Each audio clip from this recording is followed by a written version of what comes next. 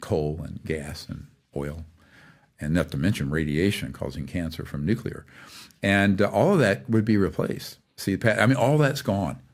Now, that's the good news. The bad news is you're stepping on the toes of hundreds of trillions of dollars in assets. Not just the market cap of these big corporations, but the commodities. Think of what's traded on the Chicago Board of Trade, just in futures and commodity trading. It's trillions. So all of that, you're not trading commodities anymore. I'm surprised you're not studying much of Jamie Dimon or Larry Fink or BlackRock or some of these guys, because who is funding all these programs? Where are they getting the money from? Oh, yeah. Well, Goldman Sachs and BlackRock definitely have involvement with these operations. And, the more current people who are involved, the more it's shadowy. But when people get older or pass away, then they start talking. Let me give you a great example.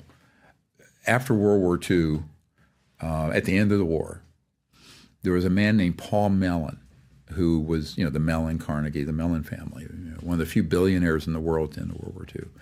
His grandson has worked with me, who was also a senator, John Warner's son. And Senator John Warner was like a lower level operative on this majority, yes. And so Paul Mellon, he went over and at the end of World War II with General Patton and Allen Dulles, and they confiscated this disc that was an early attempt to make an electromagnetic anti-gravity thing. It wasn't fully operational, but they brought it back to the United States. And how do we know this? Because towards the end of his life, Paul Mellon, who was very instrumental with Allen Dulles in forming the CIA and all that stuff.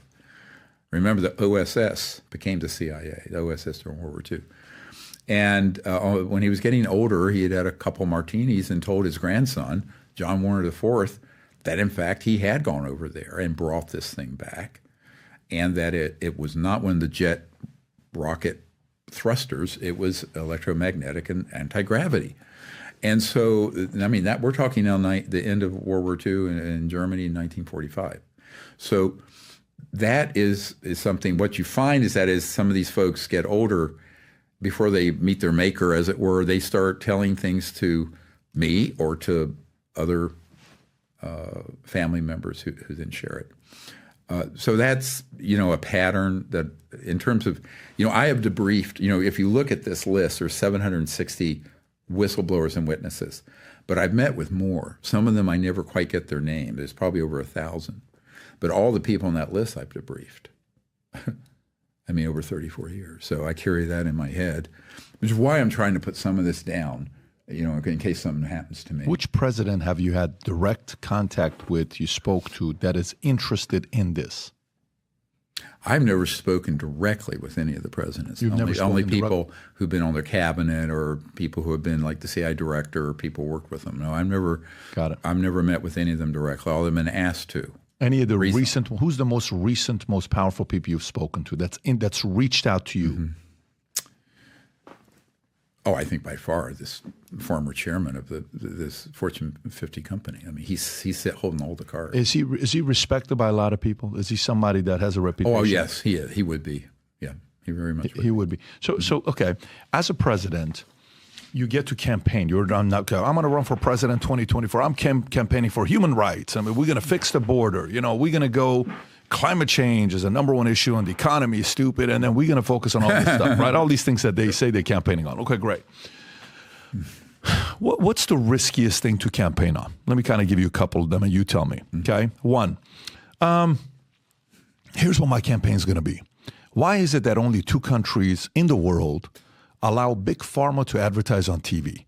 Us and New Zealand. Why are all the other countries not allowing that to happen? If you help me become president, day one executive order, big pharma will not be able to advertise on TV, just like cigarette and tobacco companies cannot, okay? There's a lot of risk with that, okay? You're going after a lot of strong people, right? Oh, yeah. Number two, you as your president, I think one of the things that you as a taxpayer are owed the truth. And I think this government, in the recent years, we used to be an open source type of a country when Washington and all the guys ran it. Today, we are no longer open source. If you help me become president, I'm going to release all the 6,000 patents in the Invention Secrecy Act of 1951, and I want to make sure you know all about it, and it's going to help a lot of you guys. You're going to save money on electricity. You're going to save money on oil, and cars are going to be able to run on this because it's going to help us with this, and it's going to help us with pollution, and we're no longer going to deal with poverty worldwide. It's never. You help me. I'm going to make sure all that becomes public, okay? You help me become president. I'm going to give the truth of what happened with CIA, and I'm going to release the last 15% of the information to know who assassinated John F. Kennedy. You help me become president. All of these things I'm going through. What is the riskiest one for your life that if you say you're going to do that, ain't nobody going to help you, and it's the riskiest position to take? Well, I think in terms of your own personal security, it'd probably be this issue, the UFO and UAP issue. Why though? Why would that be? Because behind it is the whole center of power that was running the planet, the technology. Because if that comes out, all of it's coming out. Look, anybody with a grain of sense, and this is where we're getting really close, like when the Pentagon confirmed that UAP that we chased off the coast of California was real and three-dimensional and not an artifact or a misperception, broad daylight. What they admitted to, without saying it, is that there's something that's there that's three-dimensional and real that is absolutely defying the aerodynamics and energy of anything known by the public. Now, not known to man, and certainly not known to these clandestine programs. But so going into that, then you're also, here's the other big risk. The only reason this could have been kept secret is that the big corporate media, left, right, center, all of it is corrupt. There's a whole section in here about You're convinced all of it is corrupt? Absolutely corrupt. And the proof of it is, why would they, given what we've already put on the street and had press conferences around, and right here, 122 named whistleblowers. Why isn't that being covered by Fox, CNN, MSNBC, New York Times, Washington Post?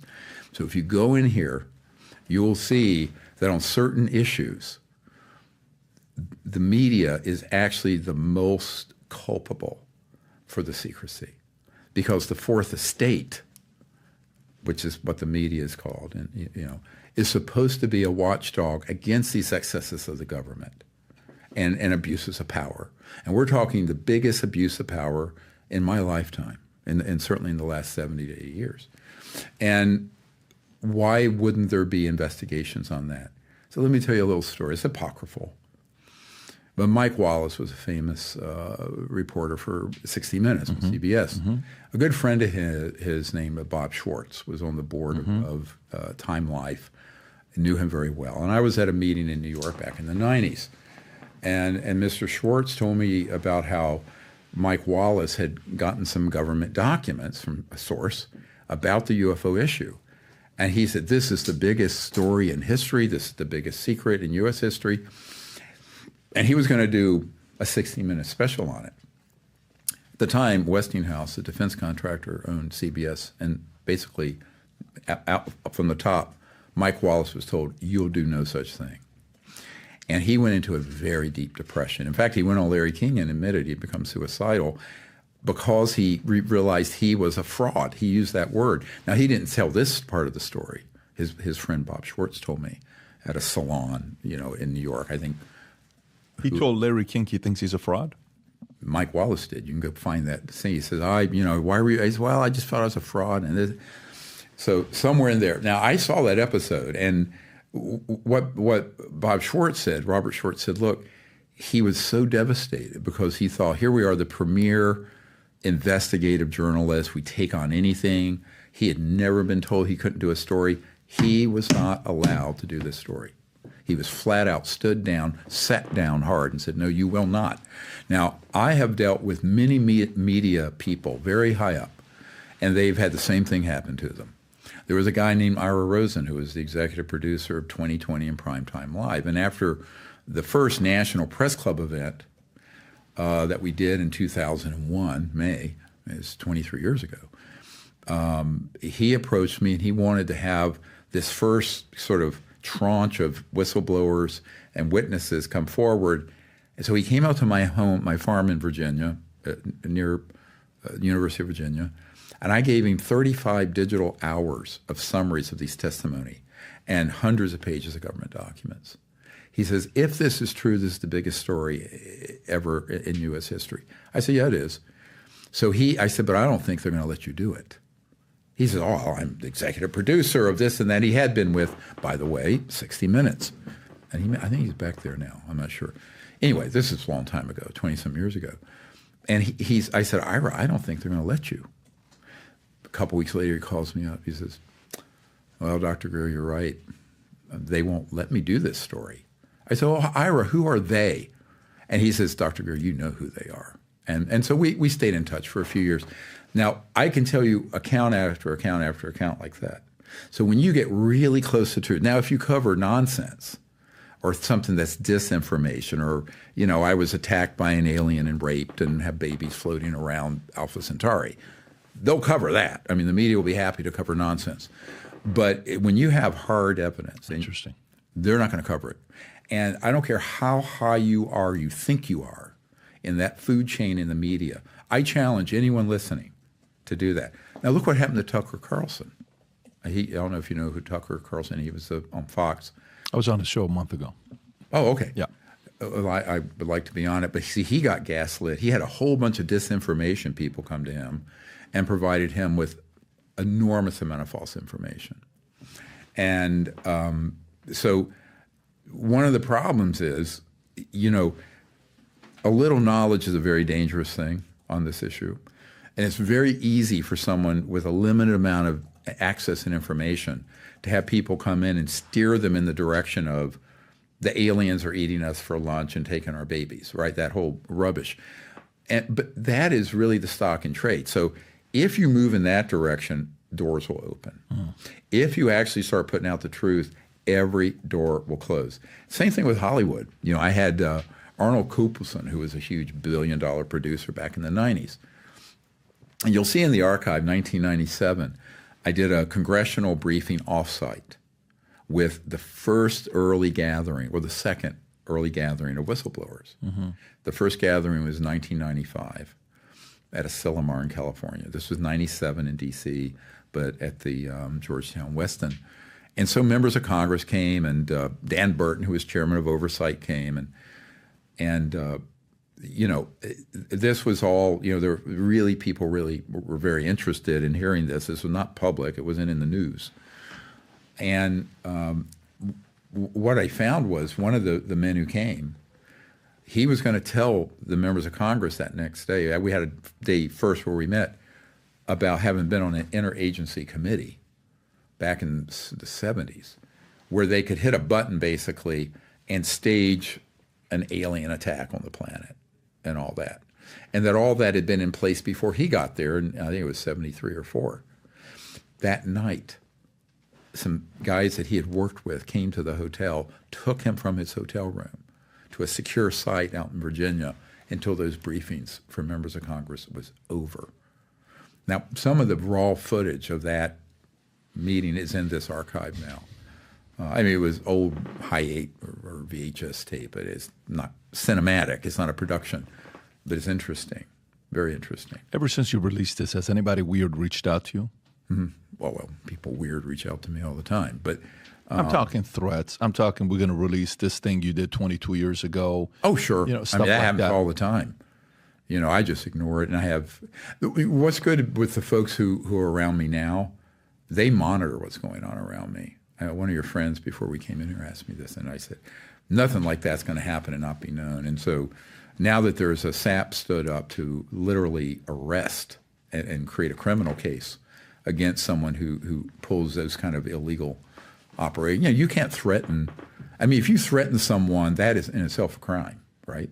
Yeah, but I mean, they do it all the time. But they do it all the time. Regular Tuesday for them. Yeah, but now this will be tracked. With this thing that you have. I'm really starting curious June 20th. I'm really curious to know what the level of credibility and protection will be. Well, we'll see. I mean, yeah, exactly. I trust the director of the team that's liaisoning. This three-letter organization? The group, yeah, and we've spent a lot of time. Are they three-letter or no? Whatever. I mean, there are only so many three-letter agencies. I'm really not going to. So we know that, but it has domestic authority. So are they powerful? Are they powerful enough where they carry weight? Well, here's the Achilles heel with that. It's a SAP, a special access project, and by definition, it's top secret. It's compartmented, so it's operating under the authority of its immediate supervisor. But it wouldn't go up to the director of that agency. Who do they report to? Independent, because it's a SAP. Yeah, that's right. It's closed. So they hold their own clearance, but they've been authorized. Their group has been authorized to take these people, put protection and monitor. Let me ask you, is it kind of like an independent PMC, except it's an independent CIA version of what a PMC is? No, I mean, it can't be independent totally, but the way compartmented operations are, it's on a need-to-know basis. So, but they have access to governmental information or no? Oh, yeah, and also monitoring. Who gives them permission to do that? But the people who've authorized and formed the SAP. And, where it goes beyond that, I don't know, because remember, the idea that, let's say you're the director of the CIA, you're not signing off on all the thousands of compartmented SAPs and operations. In fact, they've told me, Woolsey told me, he barely knows what's going on. I know, Woolsey said he knew nothing. He's like, they kept things away from him. That's what he told me. But that's what they all say. Because that's it's what true. Comey said. Comey. Oh, they're not lying about that, because this thing is so huge. Here's one of the problems that Eisenhower warned about that he's right, is that this is like a multi-headed monster that's gotten created, and it's so big and it's so out of control. And if you think members of Congress are overseeing these things, or the president, not just this president, any president, I'm very nonpartisan, I have to be, or the National Security Council, you're mistaken. And they're dealing with so many conventional issues that this issue, because they don't know about it, they say, well, it's the X-Files, it's a joke, it's nonsense. Now, there are good people in Congress now. I would say Mark Warner and Rubio and Gillibrand and the co-chair of Armed Services, and Burchett, Luna, Moskowitz, who's here. I mean, Moskowitz is very interested. I've spoken with him. He's your representative for Fort Lauderdale, part of this area. And, they were sincerely wanting to get to the bottom. The problem is they have no dedicated staff or funding. And one of the bad news things I want to report today is a few weeks ago I met with members of House Oversight, and they were aiming to get subpoena power and a select committee that was funded, because you need a staff of a couple dozen people just to unpack 10% of this archive I have, and really then start an investigation properly. They don't have that. So when I meet with their staffers, like one of them, who is the most senior guy for Senate Intelligence, he says, I've been told I can spend 10% of my time on this. He ended up spending 50%. But it was a huge burden. And he's the one who said, look, can you give me what you have? I said, yes. And the genesis of the archive, by the way, ironically, was that they were supposed to put funding in place. So there'd be a couple dozen people going through my files and archives and information, digitizing them, which they were all in paper and file cabinets, and then going through intelligence analysis and unpack it. That never got funded. So over the last couple of years, I've spent about $500,000 personally to get that done with some help and some donors, with a skeleton crew of a couple people and some volunteers.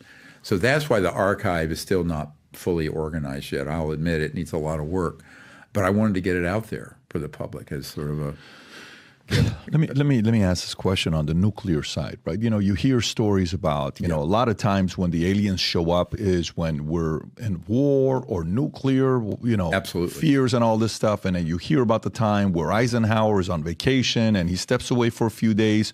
Apparently, allegedly, he met with aliens because aliens said, you give us the nuclear stuff, we're going to give you some powerful technology.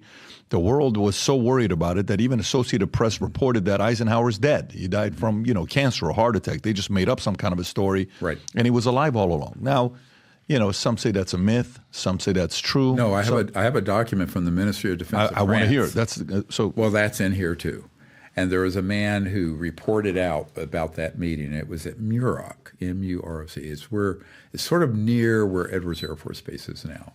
It didn't exist at the time in 1956 or 7 when it happened. But yeah, that did happen. And you're spot on in bringing up this point, that when we started detonating atomic and then thermonuclear weapons, everyone knows what an electromagnetic pulse is. What they don't know is that embedded in that is what's called a scalar pulse. And Nikola Tesla was one of the original researchers of scalar electromagnetic. And to make it simple, the light we're seeing or electromagnetic is a wave like this, like a sine wave. And it propagates at 186,000 miles per second. Scalar, or it's also called longitudinal, is a point and a line that goes out, boom, at multiples of the speed of light. But when it's done in an uncontrolled way, it rips the fabric of or transdimensional space-time, which disrupts extraterrestrial communications and transport systems.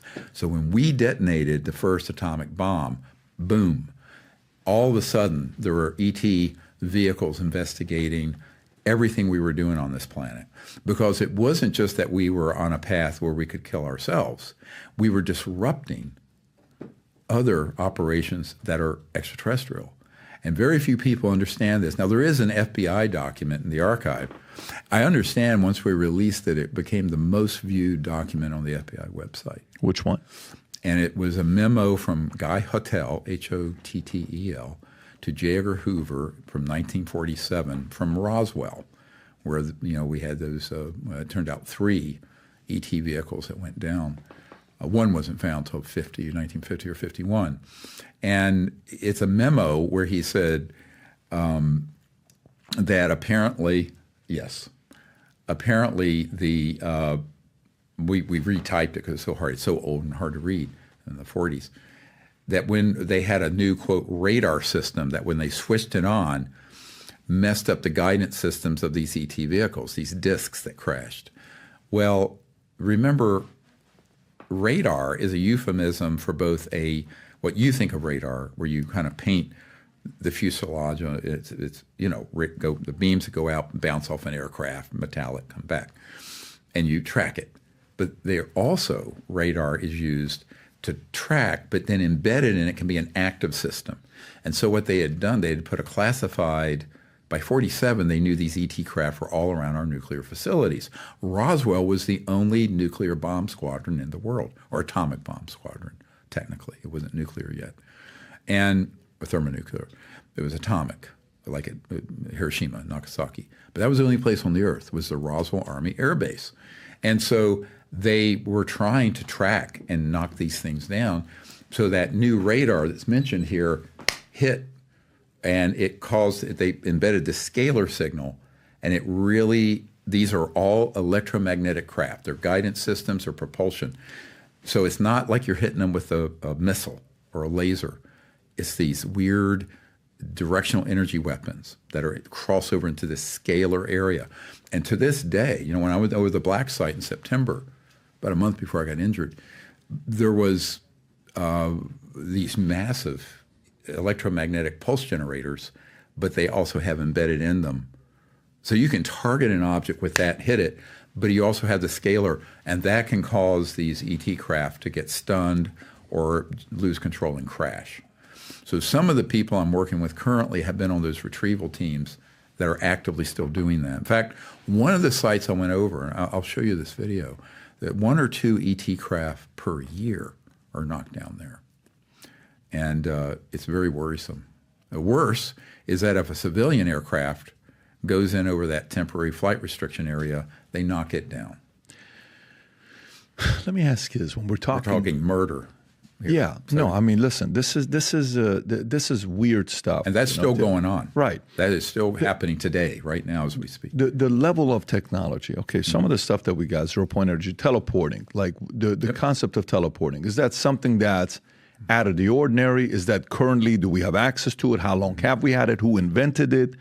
Is it being used? What's the worry with that? Why are they not releasing it if they have access? There's a lot of questions with it, obviously. Well, all of it. I mean, they don't release it. They don't want anyone to know about it.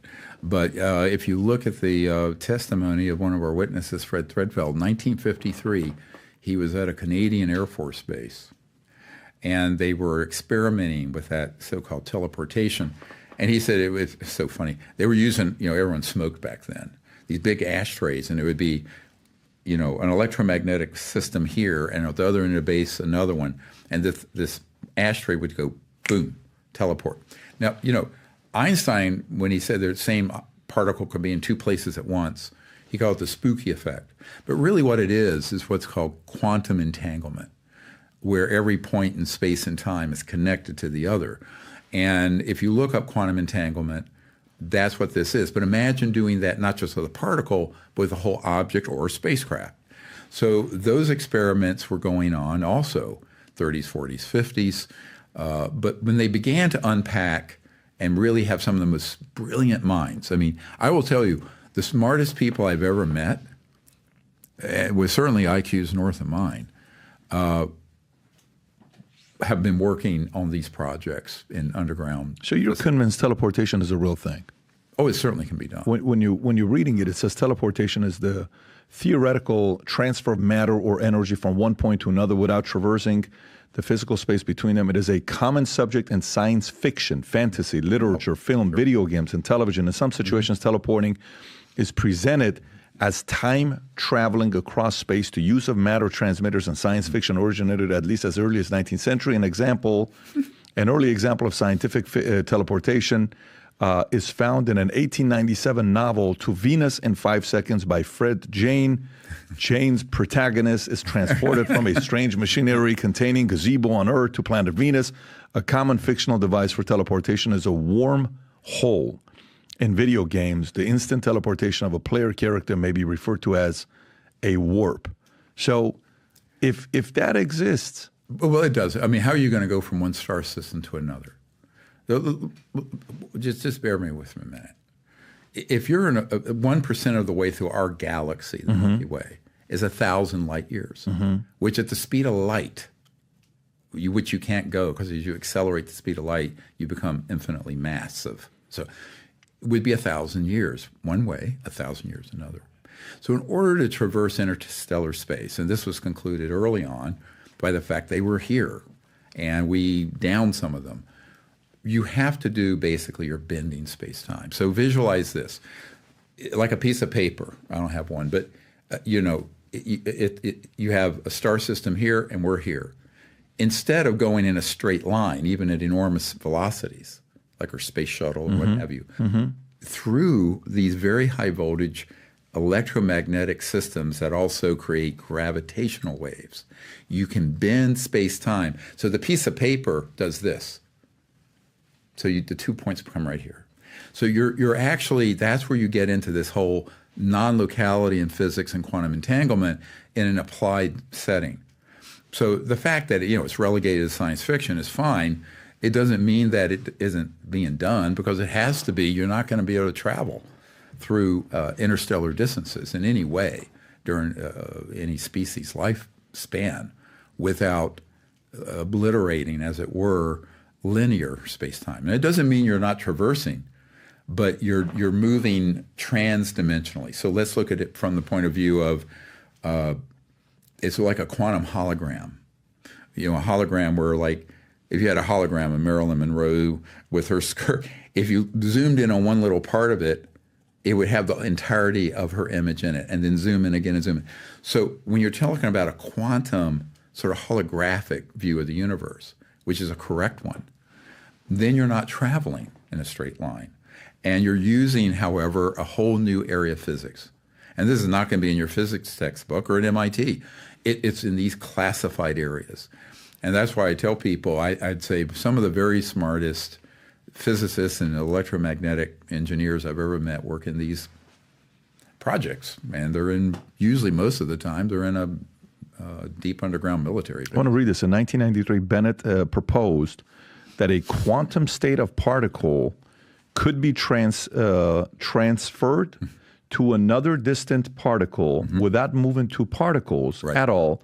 This is called quantum state teleportation. There are many following theoretical and experimental papers published. Researchers believe that quantum teleportation is the foundation of quantum calculation and quantum communication. In 2008, M. Hoda proposed that it may be possible to teleport energy by exploiting quantum energy fluctuations of an entangled, you said, entangled vacuum state of a quantum field.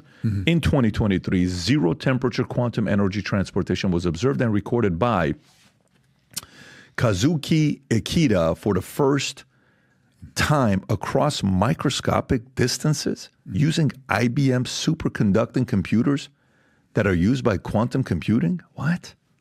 So it's already been done, as being tested. Well, it has, but on this small level. I'm just saying that when you cross into these, let's call them these forbidden sciences, that are been highly classified. I mean, you know, and they were standing on the shoulders of great people. Nikola Tesla discovered many of this phenomenon. There were others. I mentioned the Biefeld-Brown effect with electrogravitic. So what's called electromagnetic gravitic, where certain voltages cause objects to float and change their structure. And I think it has more to do with the magnetic spin. I'm not a physicist, but from what I've studied and learned from people who worked on it, that is what it's really doing. And it causes a magnetic field flux that alters the mass, the actual, not weight, but mass of an object. And then it can float and go up, you know, put against gravity. And that's how you control. If you look at how these objects move, often they've been, like we had one case when I was in France, and we were doing what we call CE5 contact, which is when we attempt to make contact with these objects and these civilizations. And the object was moving over us at 200,000 kilometers per hour. It was tracked by the French Ministry of Defense, and an admiral was there. We were doing a demonstration for them. And it could make a right-hand turn or stop. Now, if you were in a normal vehicle, if you were a pilot in a normal object, your brains would come out of your nose. The G-forces would kill you immediately. So we know that they're able to do that and also control for 1G. In other words, so you're really in an electromagnetic space-time bubble when you're moving like that. And that technology, as I mentioned, began to be experimented with in the 20s and 30s. But by the time the 40s came along and they started in earnest studying the extraterrestrial vehicles, it took a while. And also, it's not just energy and propulsion, it's specialized materials. I have the CEO of a corporation that was working on the skin of one of these, part of the craft. And it was such an unusual crystalline metallic material. And they spent many years and figured out how to fabricate it. So some of the really specialized materials we have that we use have been sort of 2 or 3 steps removed, spun off from reverse engineering, studying extraterrestrial, not just energy and propulsion, but material science. So the material sciences are really interesting. And then the final one, that's the big one, is communication. Because the communication is, well, Elon Musk would love this with Neuralink, but it's non-local. So their communication systems involve the ability to interface with very well-designed electromagnetic systems that interface with the consciousness field and thought. So in other words, you want to do something to your computer, you just think to it without a wire, without an implant. I can see that. But think of it. I mean, a thought. What is thought? We have these thoughts, and it's like, hey, what dreams may come. But many people have had these sort of experiences where they've had an out of body or near death. In my case, I met my wife in a series of lucid dreams. I think it's because I'm part Cherokee. Same here. Yep, I met her that way. I met her too at 18 years old. Yeah. And, well, we're going to have our 45th anniversary in a couple months. So what's interesting is that think about a civilization so advanced that aspect of thought and consciousness, without wiring, without something at the speed of electromagnetic, can interface with a device. So in 1991, I wrote a paper, and it was about this, and it was called Consciousness-Assisted Technologies, but it goes the other way, where a technology can assist your own consciousness. So you hear about the CIA remote viewing programs, like Ingo Swann, who was a friend of mine I knew, where they were able to use consciousness to spy on the Soviet Union or what have you, so-called psychic abilities. I mean, it's sort of a loaded term because it's so usually wacky, but that is real. And imagine a civilization so advanced that innate ability is augmented, assisted with technological systems. And the reverse, that their technological systems can interface directly. So when you hear many accounts of these ETs, you'll see they'll touch a console and think to it, and the craft moves and goes. So this is not Alexander Graham Bell using the speed of light electromagnetic. I think sometimes, you're thinking about somebody, and then boom, 3 seconds later, you get that phone call. Mm-hmm, sure. And that's happened, I don't know how many times, sure, where it's happening. How did this happen? Right. What gave you the signal that was coming? What gave you a signal that was taking place? I couldn't pinpoint on what that is. Oh, I do. But what is that? What it is. Yeah. Okay, this is why this is beautiful. This gets back into conscious quantum entanglement. So the ultimate non-local entangled field is the conscious mind itself. Ernst Schrödinger, who was one of the fathers of quantum mechanics and particle wave theory in 1908, he said the total number of minds in the universe is one, and that is a singularity. So the real singularity they're looking for is actually the consciousness field. So you and I are speaking right now, mm-hmm. and you have your individual self and ego and personality, and I have mine, mm-hmm. but we're both awake. And that awake field is a singularity. But we end up closing it off. So if you open, this is what meditation does. Meditation enables you to connect to that deep or transcendent aspect of consciousness that's actually omnipresent. It's everywhere. It's not limited by space and time, which is why people can have experiences of a lucid dream and see something in the future, or an intuition. And I, as a medical doctor, I mean, I'm not practicing now, and the nurses knew I used to be able to do this. I would sense if someone had an occult or hidden cancer, and I would just enigmatically order a CAT scan when it didn't seem to be indicated, and it would be in there because I could sense it, see it. So that's something we ought to teach all doctors, by the way, but someday we will. But this is an area that gets into a really controversial part of the work we do, and that is going beyond just sort of the material entanglement to how are these civilizations communicating? Well, it can't be like our cell phone at the speed of light. And it's got to be something that is instantaneous. Well, it turns out through the consciousness field and thought, you actually can connect, bang, instantly, across 1 million light years of space, which is really amazing to think about. Yes, it's a way mind, thoughts, mm-hmm. teleport. I don't know if you want to use that word. Mm-hmm. Could physical things teleport? Could you? Yes. At one point, one would say, how am I going to be able to email you to go from here to Australia within half a second? How does that happen, right? Mm-hmm. What causes that to happen, right? Some of this stuff is way too advanced for the average person to be thinking about. This is why, specific topics like this, we're having this conversation with you. But let me go to the next topic here. So ESG, right? Environmental, social governance. Mm-hmm. So important that even this net zero,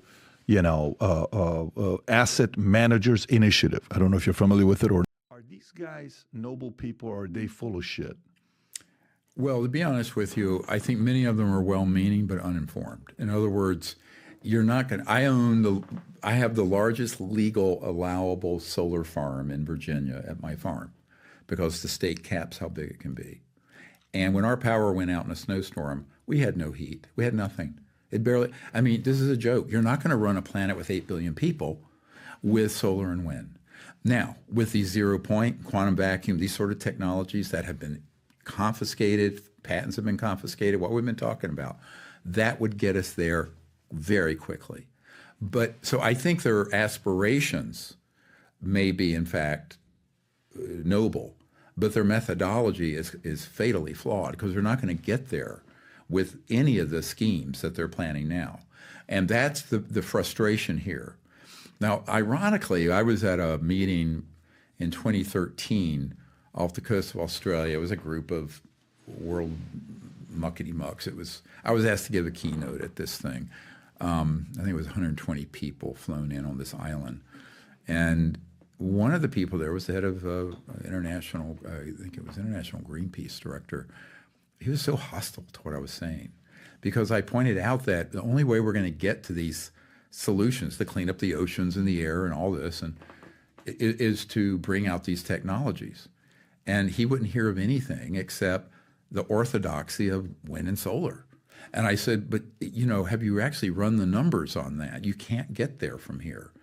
With 8 billion people, there's not enough energy density or reliability in wind and solar, plus wind doesn't blow all the time and the sun isn't up all the time. And the battery storage needs are ludicrously huge. We have no ability to do that. So the solutions are going to have to come from the high-tech classified sector. Good news to all your children and mine is that we have the solution. The bad news is a bunch of Nazis, and I use that word like petro-Nazi, true fascist, ruthless people are keeping it secret.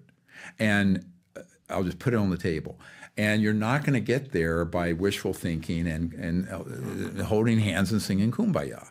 You're going to have to do the heavy lift of getting these declassified. Now, here's another solution.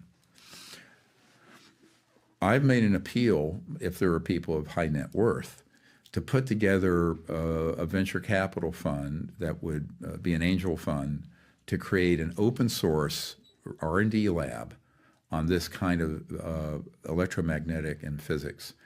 And I think with the information that we have, that probably in a couple of years we would come out without the government declassifying anything, since most of the government doesn't have access, or these big corporations releasing it, we could bring it out. And if you open sourced it in a multi-centered way, streamed it on the internet, the whole lab streamed, the instant you got your eureka moment, everyone who's an engineer or physicist would have the solution. There'd be no patent, there'd be no intellectual property restriction.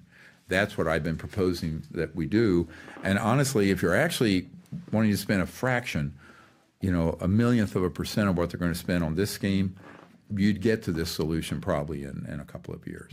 A question for you. What do you think about Terrence Howard? Did you watch the podcast with him and Joe Rogan? I did not. You did not? Mm. So you don't see what things he was talking about? No, I didn't. There's a very viral interview. Are you familiar with Billy Carson? Oh, yeah, I know him very well. What are your thoughts on Billy Carson? Oh, yeah, I think he's doing some good work. He's here locally. And last year I got the Disclosure for Humanity Award from his organization.